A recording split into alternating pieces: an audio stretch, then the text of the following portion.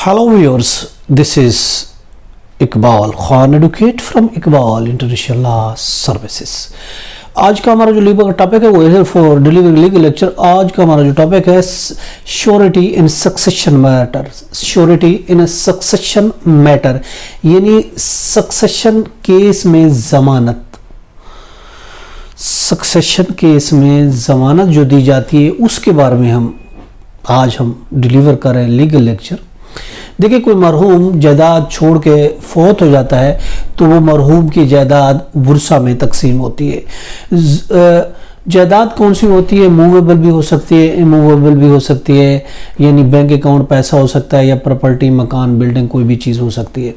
अब उसके लिए अगर इमूवेबल है, कोई मकान प्लॉट है, तो उसके लिए letter of administration under section 278 succession act के साथ लिया जाएगा। अगर पैसे हैं, बैंक अकाउंट है, तो उसके लिए succession certificate under section 372 succession act के तहत लिया जाएगा। अब उसमें भी बहुत से तरीके होते हैं। समटाइम ऐसा होता है उसमें ऑब्जेक्टर भी होते हैं। कुछ लीगल एज जो होते हैं वो ऑब्जेक्टर के तौर पर होते हैं, कहते हैं नहीं जी हम तो अपने बाप दादा की जायदाद तकसीम ही नहीं होने देंगे, वो ऑब्जेक्टर कहलाते हैं। और समटाइम ये होता है कि वो अनकंटेस्टेड होता है, कोई कंटेस्ट ही नहीं करता।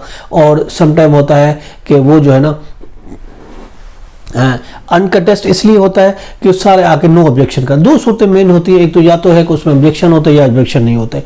अगर ऑब्जेक्शन होती है तो उसमें ऑब्जेक्टर को पार्टी बनाया जाता है, ऑब्जेक्शन नहीं। अगर नो ऑब्जेक्शन होती है तो सारे आके नो ऑब्जेक्शन दे देते हैं, ठीक है। और उसके बाद कोर्ट जो है वो लेटर ऑफ एडमिनिस्ट्रेशन इशू कर देगी या सक्सेशन सर्टिफिकेट इशू कर देगी। पैसे हैं या मकान है, कुछ भी है। तो अब जो है उसके इंग्रेडिएंट तो ये होते हैं कि कोर्ट उसको न्यूज़पेपर में देगी और इसके लिए नोटिस बोर्ड में आएगा, एफआरसी होगी, कोर्ट नादरा से वेरीफाई भी करेगी आप कि ये लीगल हेज हैं, ये बंदा फौत हो गया, इसके कौन कौन से लीगल हेज हैं, इसके कौन कौन से बनते हैं अखबार में। और इसके अलावा किसी को इस प्रॉपर्टी से, इस जायदाद से, डिसीज की जो जायदाद प्रॉपर्टी से कोई हक है, कोई राइट है, कोई इंटरेस्ट है, कोई चीज़ है अगर है तो वो कोर्ट से रब्ता करे, अदालत जो है। और उसके बाद जब ये सब चीज़ें कोई भी नहीं कंफर्टेबल होता तो कोर्ट जो है ना उसको जमानत लेती है। म्यूटेशन का आर्डर के लिए कहती है कोर्ट, कहती है जाके आप प्रॉपर्टी सबके नाम करके, लेकिन उससे पहले कोर्ट जमानत लेती है, श्योरिटी रखती है। चाहे डिस्ट्रिक्ट कोर्ट है या हाई कोर्ट है, कोर्ट श्योरिटी लेगी, जमानत लेगी और साथ उस जितनी प्रॉपर्टी की वैल्यू है उतनी वो श्योरिटी लेगी और उतने का एक पीआर पर्सनल बॉन्ड भी लेगी कि अगर कोई और हुआ, अगर कोई नुकसान हुआ तो आपको ये पेमेंट देनी पड़ेगी, भरनी पड़ेगी।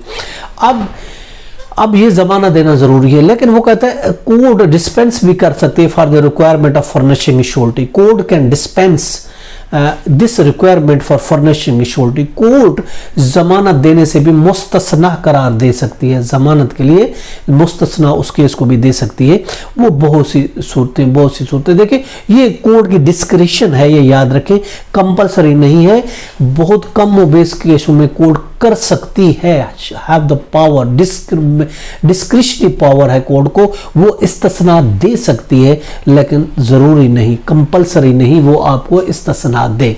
अब देखिए, अगर कोर्ट ये समझती है कि कोई लेबिलिटी नहीं है, मरहूम की यही लेबिलिटी थी और कोई लेबिलिटी नहीं है, और इसके अलावा मरहूम का कोई कर्जा भी नहीं है, कोई कर्जा लेने देने वाला भी कोई नहीं है, और इसके अलावा कोई ऑब्जेक्शन भी किसी की तरफ से नहीं आया, किसी पार्टी की तरफ से, किसी भी इदारा की तरफ से उस पर कोई ऑब्जेक्शन भी नहीं आया, और इसके अलावा कोई और कानूनी वारिस भी नहीं है, कोई छोटा भी नहीं है, तो ये अगर चीज़ कोर्ट समझती है तो कोर्ट उसको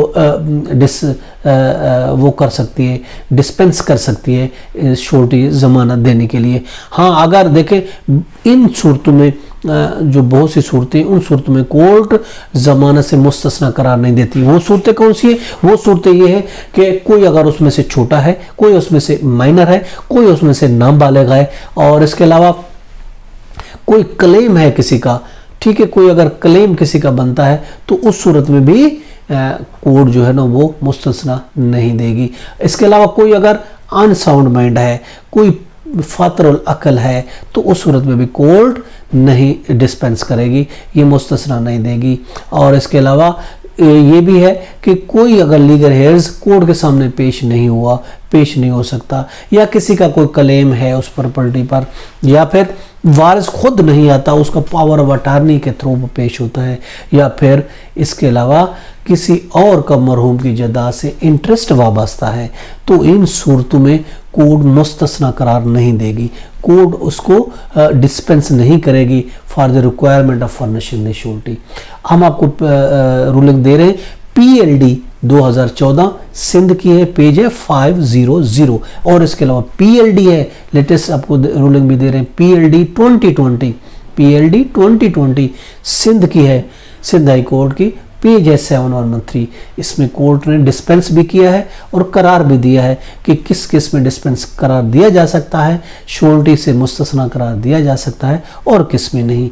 ये तो हमारा आज का टॉपिक, इसके साथ ही हमें इजाजत दीजिए। Have a nice day, Allah Hafiz.